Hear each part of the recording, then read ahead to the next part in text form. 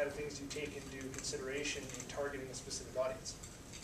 Well, I think for me, a lot of it ties into the whole customer connection side still. Very customer focused when it comes to social media strategies. And a lot of times, customers ask very similar questions of my clients. So I try to understand what the clients, like what are the top 10 questions you get from customers to your sales team. And then you structure content around that.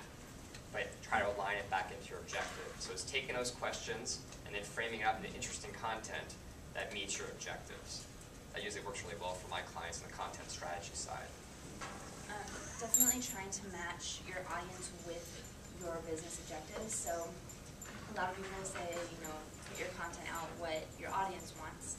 And, some people say, well, support your objectives. I think you really have to find where that overlaps, because your audience might really like shoes, but you sell jeans, so writing a lot of posts and content about shoes isn't really going to get you anywhere.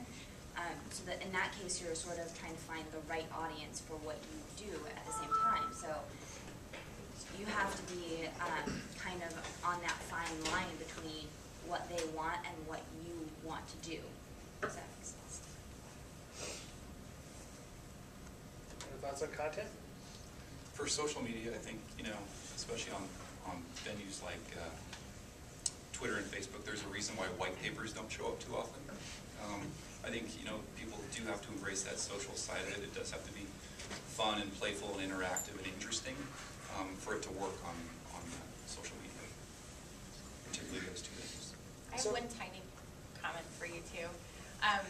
Do what inspires you, because I know a ton of people who set out with these objectives to make this content, to pack it with keywords and crap like that, and it's so boring and it's so dry that even though it might be somewhat successful in getting traffic there, what good does that do when they get there and they don't engage? But you could take something that maybe somebody else thinks is the most boring thing in the world, but you're going to connect with the other people that have this unbelievable passion for typography.